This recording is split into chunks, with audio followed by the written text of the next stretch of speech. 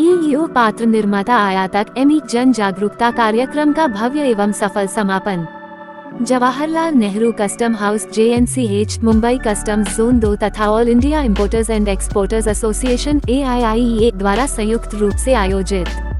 मुंबई 3 जुलाई 2026। Jawaharlal Nehru custom house JNCH, Mumbai customs zone 2 तथा all India importers and exporters association AIIEA के संयुक्त तत्वावधान में आयोजित ईओ पात्र निर्माता आयातक एमई जन जागरूकता कार्यक्रम का शुक्रवार 3 जुलाई 2026 को मुंबई स्थित IMC भवन के वालचंद हीराचंद हॉल में सफलतापूर्वक समापन हुआ।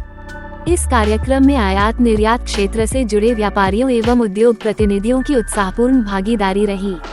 ये कार्यक्रम पात्र निर्माता आयातक एमई योजना तथा इसके अधिकृत आर्थिक परिचालक ईओ कार्यक्रम के साथ एकीकरण के संबंध में जागरूकता बढ़ाने हेतु एक महत्वपूर्ण एवं ज्ञानवर्धक मंच सिद्ध हुआ।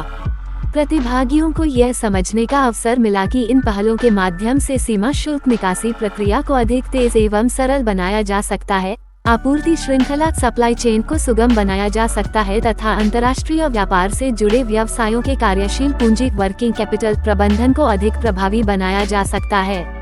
इस कार्यक्रम की संपूर्ण योजना, आयोजन एवं वित्तीय व्यवस्था all India importers and exporters association AIIEA द्वारा की गई, जो व्यापार समुदाय के हित में ज्ञान विनिमय तथा सरकारी विभागों के साथ रचनात्मक संवाद को प्रोत्साहित करने की संस्था की सतत प्रतिबद्धता को दर्शाती है। कार्यक्रम में प्रतिष्ठित वक्ताओं के एक विशिष्ट पैनल ने भाग लिया, जिन्होंने एमई एवं ईओ कार्यक्रमों के क्रियान्वयन, प्रक्रियाओं तथा लाभों पर अपने व्यावहारिक अनुभव एवं महत्वपूर्ण मार्गदर्शन साझा किए। श्री जयंत एल लाप्सिया, अध्यक्ष all India liquid bulk importers and exporters association, जिन्होंने कार्यक्रम की मेजबानी करते हुए सभी प्रतिभागियों का स्वागत किया। श्री पंकज वोरा, अध्यक्ष AIIEA, जिनके नेतृत्व एवं दूरदर्शी दृष्टिकोण के कारण व्यापार सुविधा एवं उद्योग जागरूकता से संबंधित अनेक महत्वपूर्ण पहलें निरंतर आगे बढ़ रही हैं। श्री रवनीत सिंह खुराना, आयुक्त कमिश्नर सीमा शुल्क, नहावा शेवा 2, मुंबई कस्टम्स जोन 2, जिन्होंने मुख्य अतिथि के रूप में कार्यक्रम की शोभा बढ़ाई। अपने संबोधन में उन्होंने एमई एवं ईओ योजनाओं से संबंधित नीतिगत, नियामकीय तथा क्रियान्वयन संबंधी महत्वपूर्ण पहलुओं पर विस्तार से प्रकाश डाला। उन्होंने प्रश्नोत्तर सत्र के दौरान प्रतिभागियों के अनेक प्रश्नों का धैर्यपूर्वक एवं विस्तारपूर्वक उत्तर भी दिया। श्री शुभ अग्रवाल, संयुक्त आयुक्त, जवाहरलाल नेहरू कस्टम हाउस तथा अन्य वरिष्ठ सीमा शुल्क अधिकारियों ने एमई एवं ईओ कार्यक्रमों की प्रक्रियाओं तथा उनके परिचालन संबंधी लाभों पर विस्तृत एवं उपयोगी प्रस्तुति दी। श्री टिमोथी बोचू, उपाध्यक्ष AIIEA, जिन्होंने सीमा शुल्क प्रक्रियाओं एवं व्यापार सुविधा से संबंधित नवीनतम परिवर्तनों की जानकारी सदस्यों तक पहुंचाने हेतु एसोसिएशन की निरंतर प्रतिबद्धता को दोहराया। विशेष वर्चुअल संबोधन। कार्यक्रम का एक प्रमुख आकर्षण नई दिल्ली से अंतर्राष्ट्रीय सीमा शुल्क निदेशालय के एक वरिष्ठ अधिकारी द्वारा दिया गया वर्चुअल प्रस्तुतिकरण रहा। उन्होंने ऑनलाइन माध्यम से प्रतिभागियों को संबोधित करते हुए EMI-EO ढांचे के राष्ट्रीय महत्व पर अपने विचार साझा किए। इस प्रस्तुति को उपस्थित प्रतिभागियों ने अत्यंत सराहा तथा इससे कार्यक्रम की चर्चाओं को महत्वपूर्ण दिशा मिली। इस जन जागरूकता कार्यक्रम में आयातकों, निर्यातकों, कस्टम्स ब्रोकर्स, लॉजिस्टिक्स विशेषज्ञों, उद्योग प्रतिनिधियों तथा वरिष्ठ सीमा शुल्क अधिकारियों की उल्लेखनीय उपस्थिति रही।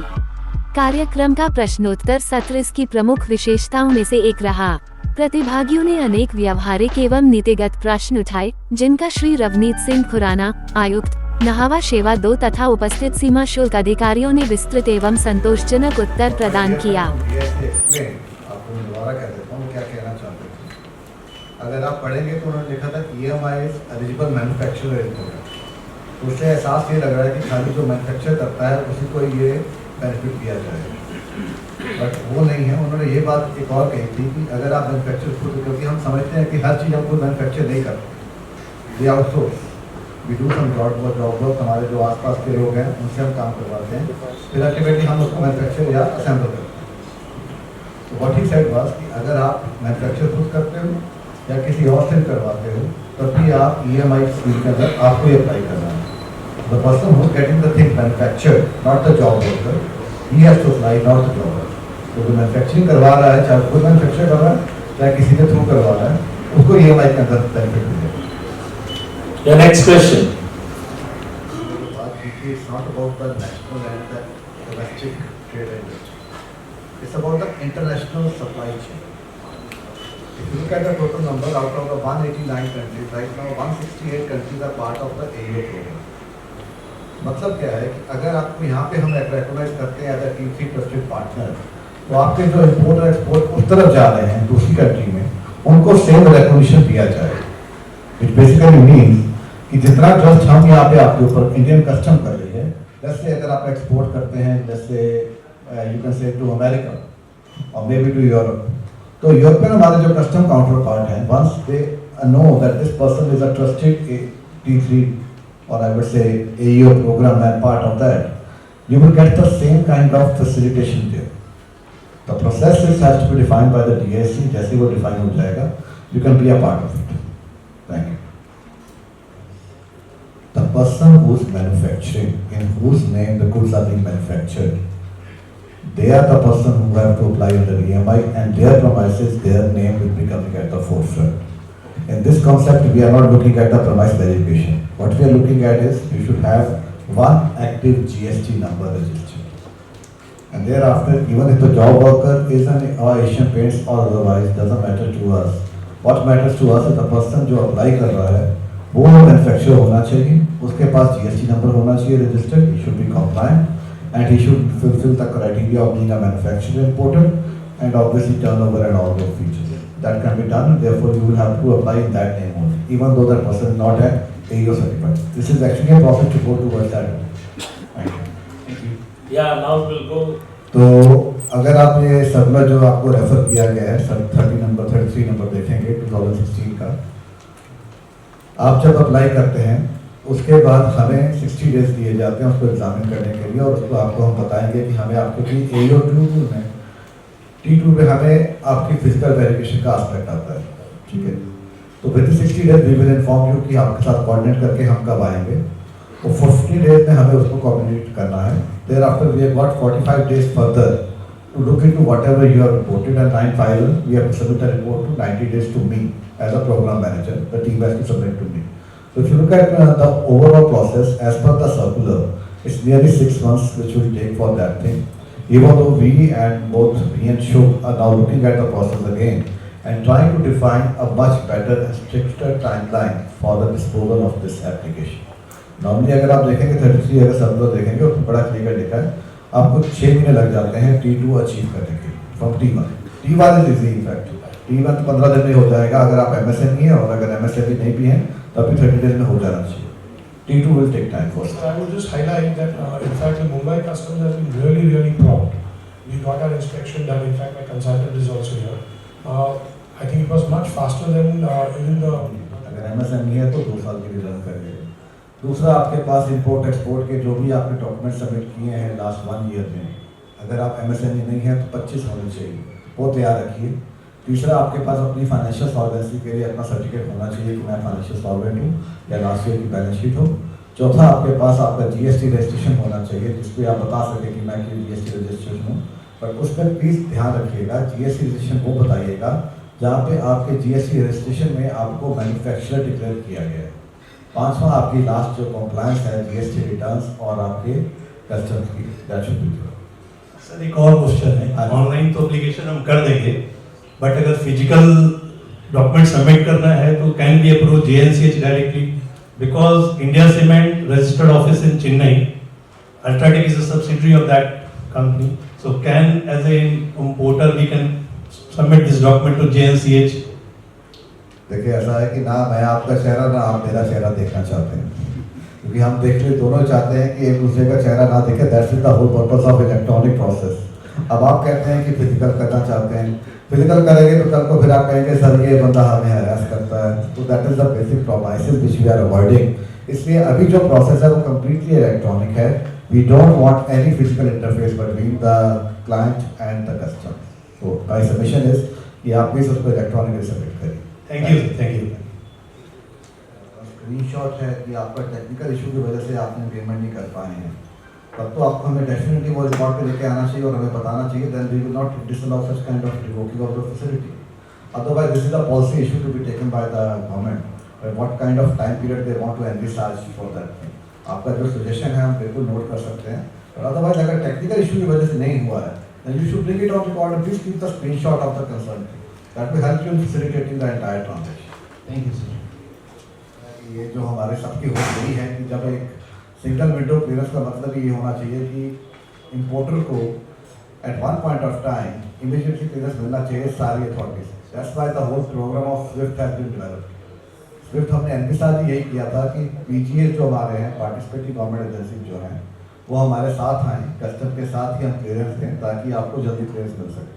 In fact this is a very good suggestion, we can look into this thing कि क्या एईओ प्रोग्राम में पीजीए को पार्टनर जो पहले ही हमारे साथ हैं उनको भी हम पार्टनर बना के बता पाएँ कि ये इंपोर्टर्स हमारे ट्रस्टवर्दी हैं, आप भी इनको एक बार ट्रस्ट पे देख लीजिए, और अगर आप इनको ठीक पहचान पाते हैं then they should get the same kind of benefit from us what we are getting from us they can get from the concerned agency. That we will love to take it as a suggestion. Thank you for this. It's a wonderful suggestion. मैं ना आपका जवाब जो line आपने पूछी उसका एक ही line पहले बोलूँगा। कैनेडी साहब ने कहा था, जॉन एफ कैनेडी साहब ने, कि ये मत पूछो कि देश आपके लिए क्या कर सकता है, ये पूछो कि आप देश के लिए क्या कर सकते हैं।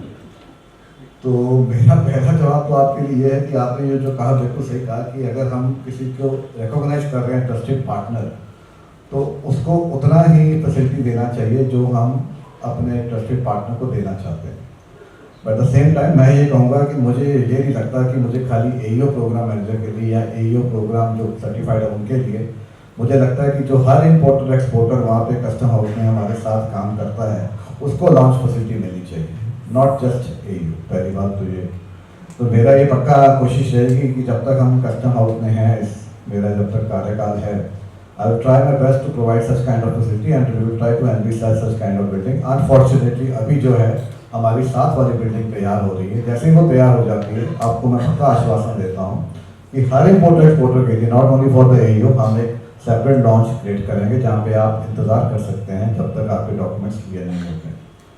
सेकेंड थिंग जो आपने कही वो इम्पॉर्टेंट है और मुझे समझ आता है, बट आप ये देखिए कि अगर हम जैसे ही एक प्रोग्राम के अंदर अलग अलग प्रोडक्ट्स के लिए अलग अलग प्रोविजन डालना शुरू करते हैं तो प्रोग्राम और कॉम्प्लिकेटेड होता जाता है। इसको समझिए, कल को आपकी ये डिमांड है, कल को जैसे इन्होंने अभी कहा कि मेरे फूड प्रोडक्ट्स हैं, फूड प्रोडक्ट्स में मुझे क्वारंटाइन चेक करना पड़ता है, प्लांट के पास जाना पड़ता है, फसाई के पास जाना पड़ता है, maybe they will also get the same issue. So जैसे ही हम ये इस लाइन पे चलते हैं प्रोडक्ट वाइज अगर हम जाना शुरू करेंगे तो obviously there will be different yardsticks. तो अभी जो हमने अप्लाई किया है वो एक सिंपल यार्डस्टिक अप्लाई किया है कि अगर आप इंपोर्ट करते हैं, आपकी बिल ऑफ एंट्री फाइल होती है, आप उसको 30 डेज के अंदर हमें बाद में जाके ड्यूटी पे करें। तो वी विल ट्राई कि अगर हम सेपरेट इसको इनकॉर्पोरेट कर पाएँ, बट जैसे ही हम ये करेंगे मेरी एक रिक्वेस्ट है कि जिस तरह हम ये करेंगे उसके बाद बाकी इंपोर्टर्स भी अपने प्रोडक्ट्स के साथ इसके अंदर वेरिएशन लगाने की कोशिश करेंगे, और जैसी वेरिएशन आती है मुझे लगता है प्रोसेस और कॉम्प्लेक्स हो जाता है for both sides. That is my only submission to you. Thank you. हम कस्टम ड्यूटी नहीं पे करते हैं और वो रोड टैक्स यूटिलाइज कर देते हैं। अभी कस्टम ड्यूटी प्लस अगर कुछ अमाउंट रह जाता है उसमें हम ये जो अगर इसमें जाते हैं ईएमआई में तो वो दोनों क्लब हो सकता है। इनफैक्ट अगर आप सब लोग देखेंगे ऐसी कोई रिस्ट्रिक्शन मुझे दिख नहीं रही है। तो आप एक बार उसको चेक कर लें, मैं भी दोबारा चेक कर लूँगा, my team will also check it. जब मैंने सब लोग पढ़ा था उसमें कोई ऐसी रिस्ट्रिक्शन नहीं लग रही है कि आप इन दोनों को मर्ज नहीं कर सकते, क्योंकि RODTEP ultimately is a form of payment of discharge of tax, और हम जो कह रहे हैं कि आपको डिस्चार्ज ऑफ टैक्स का जो टाइम पीरियड है खाली वो हम एक्सटेंड कर रहे हैं 30th के बाद का। उसमें हम ये नहीं कह रहे हैं कि आप एडवांस ऑब्जर्वेशन या कोई और लाइसेंस नहीं यूज़ कर सकते, बट फिर भी हम एक बार चेक कर लेंगे मैम, और अगर ये लगा क्लैरिटी होगी तो you can contact my team and they will in fact clarify you by today in for this also. They will be here only for 2 days, you can just discuss with that. Thank you. विश्वास नहीं करेंगे। So what I mean to say is that we trust the entity.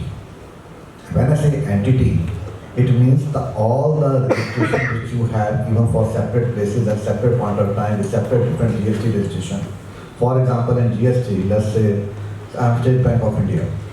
Now, for the purpose of business, I'm registered in 29 states. But when I'm looking at an EMI, or let's say I'm looking, SBI might not be a good example because it's a service provider. Let's say some other company is there, which is a manufacturer. और वो अगर 29 states में registered है जब वो EMI में आएगी तो हम उस एंटिटी को देख रहे हैं, क्योंकि हम IC कोड को देख रहे हैं। हम GST नंबर को इसलिए कह रहे हैं क्योंकि आपके पास एक GST नंबर होना चाहिए जो एक्टिव होना चाहिए, और जिसमें आपके पास मैन्युफैक्चरिंग का आपने क्लेम किया कि मैं मैन्युफैक्चरर था। तो जब आप ऐसे डिफरेंट मैन्युफैक्चरिंग कैपेसिटी लेके या डिफरेंट मैन्युफैक्चरिंग बेसिस पे बैठे हैं, उससे आपका जो भी हमें कोई दायरा फर्क नहीं पड़ेगा, हमें खाली उस एंटिटी को देखना है। जब वो एंटिटी हमारे पे अप्लाई करेगी, we will give them the benefit. Doesn't matter उसकी कितनी बड़ी manufacturing units, so they have to not apply separately, just one entity has to apply. Thank you, sir. आपने देखा होगा काफ़ी चीज़ें हम ऑटोमेट हो गई हैं, काफ़ी चीज़ें ऑटोमेशन पे आ चुकी हैं। मैं आपको एक एग्जांपल देता हूँ जो एनीटोट है, just sharing with you for 2 minutes, the patient here out. I was in the GST policy wing working there as a director, and before Diwali 2-3 days back, somebody called me up. I said कि sir आपने ना मेरा एक GST return late हो गया, ठीक है। तो मैंने कहा जी फिर उसकी लेट फीस होती है। तो कहा सर हमने लेट फी आपने माफ़ कर दी है। मैं कहा बढ़िया, फिर आपको अगर मैं लेट फी माफ़ कर दी that's a very good thing. कैसा, लेकिन आपने माफ़ कर दी, सिस्टम माफ़ नहीं कर रहा। सिस्टम कहता है कि पहले फीस भरो और अगले महीने में से रिफंड दे। तो उसने फिर आगे कहा कि सर धनतेरस आ रहा है, मुझे अपने बच्चे को साइकिल लेके देना है और वो 5,000 का साइकिल है, और यही 5,000 आप मेरे से फीस मांग रहे हैं और मेरे को आप बाद में रिफंड देंगे, तो अब मैं बताइए क्या करूँ। At that point of time I realise कि जितना हम ऑटोमेशन की तरफ जाते हैं, अगर ये सिस्टम ऑटोमेटेड ना होता, रवनीत खुराना वहाँ पे डिप्टी कमिश्नर होता, उसके पास अथॉरिटी होती कि लेट फीस को माफ़ करनी है, ऑलरेडी सर्कुलर निकल चुका है, तो मैं उसी टाइम पे डिसीजन लेकर उसको लेट फी माफ़ करके उसको कहता कि आपको धंधे की जरूरत नहीं है, रिटर्न फाइल करें। I totally agree with you that we are moving towards automation. We are moving towards the fact कि जैसे आप देखेंगे auto out of charge, auto registration हमने कभी सोचा नहीं था, अब ये हो रहा है। मेरे इनफैक्ट यहाँ पे ही पिछले 5-6 दिनों में 15 एग्जाम्पल आए हैं जहाँ पे ये ऑटो आउट ऑफ चार्ज हुआ है, ऑटो रजिस्ट्रेशन हुआ है। तो what I will say, we are definitely moving towards that, but at the same time some processes are not amenable to that kind of automation. एक तो ये तरीका। दूसरा ये कि जहाँ पे भी आप ऑटोमेट कर देते हैं, I still believe there should be an element for human to intervene at some point of time to give, और to at least flexibility should be there और मैनेवरेबिलिटी शुड बी देयर, ताकि कल को अगर हम कहें कि, आपको एक और एग्जाम्पल देता हूँ, अभी आप सबने शायद experience has certain limitation which must be taken into account before embarking on such kind of thing. Definitely we love to go there. Thank you. Thank All India Importer and Exporter Association for giving us this opportunity to be a part of this AEO program, and also to ensure that people understand the EMI scheme and the AEO program is for the benefit of both the stakeholders. We want to be a part of this program so that people who are the actual builders of this entire country become a trusted partners for the customs and give them the benefit which they require for making the Bharat a Viksit Bharat. Thank you. Sir बहुत सारे question answer हुए हैं जो EMI को लेकर, जो आप आज इवेंट्स में कर रहे हैं उसके बारे में हिंदी में मैसेज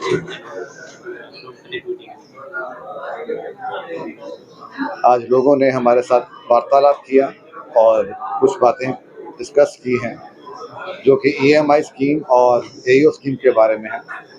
मैं ये दोबारा बताना चाहता था उनको कि ये EMI स्कीम और AEO स्कीम उनके फ़ायदे के लिए है, ताकि उनका जो सिस्टम है इंटरनल अपना वो बेहतर हो सके और उनको ये बेनिफिट मिल सके कि जो ड्यूटी जो पे करते हैं कस्टम की, वो महीने के एंड में जाकर वो कस्टम को पे कर पाएँ, जिससे उनके फ़ायदे दो रहेंगे। एक तो उनके वर्किंग कैपिटल कम होता है, दूसरा वो हमारे ट्रस्टेड पार्टनर्स बनते हैं, जिससे हम दोनों की ज़िंदगी सफल हो सकती है और सुखद हो सकती है।